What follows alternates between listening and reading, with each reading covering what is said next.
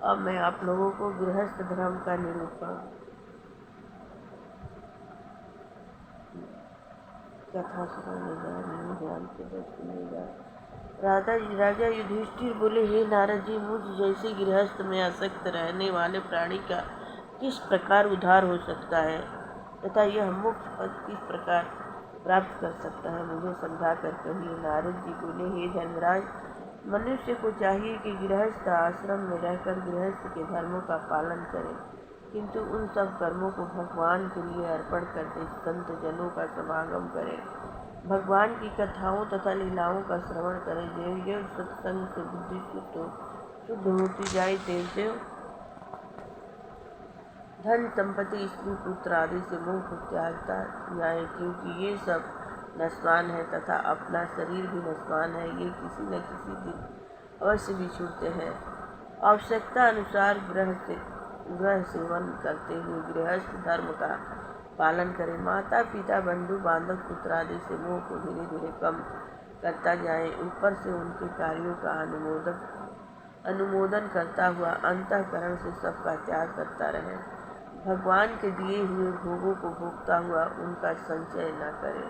अपनी आवश्यकता अनुसार धन का संचय करें, अधिक नहीं।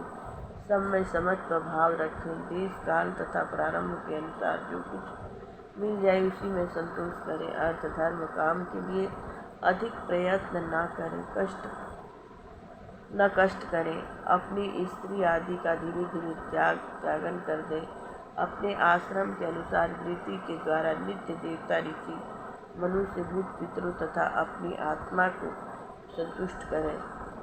यदि धन पास है तो बड़े बड़े यज्ञ करना चाहिए, और यदि धन नहीं है तो श्रद्धा अनुसार अग्निहोत्र से ही भगवान की आराधना करें। द्विज जातियों को अपनी समर्थ अनुसार माता पिता का श्राद्ध करना चाहिए। यदि धनवान है तो भाई बंधुओं का श्राद्ध भी करना चाहिए तथा दान आदि देना चाहिए।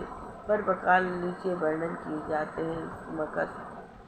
कर्क मकर की संक्रांति, तुला मेष की संक्रांति, व्यतिपात तथा अक्षय तिथि, चंद्र ग्रहण, सूर्य ग्रहण का समय, दोनों पक्षों की द्वादशी, श्रवण, धनिष्ठ, अनुराधा नक्षत्र, वैशाख की शुक्ला, अक्षय तीज, कार्तिक शुक्ला, अक्षय नवमी, अगहन पूष, माघ फागुन महीनों की कृष्ण अष्टमी, माघ शुक्ला सप्तमी, माघ की मघा नक्षत्र की पूर्णमासी तथा ज्येष्ठ मास की पूर्णमासी, जो अपने नाम के नक्षत्र से युक्त हो, जैसे वैशाख में वैशाखा, चैत्र में चित्रा आदि। द्वादशी तिथि में अनुराधा, श्रवण, उत्तरा फागुन, उत्तरा साधा, उत्तरा भाद्रपद तथा एकादशी में तीनों उत्तर नक्षत्र का योग, जन्म नक्षत्र तथा श्रवण नक्षत्र में के योग वाली तिथि में सब पर्व काल है। इनमें किए हुए श्राद्ध काल पुण्यदायी का फल कल्याण करने वाला तथा शुभ की वृद्धि करने वाला है। इन पर्व कालों में जितना हो सके उतना ही शुभ कर्म करें, यथाशक्ति शुभ कर्म करें।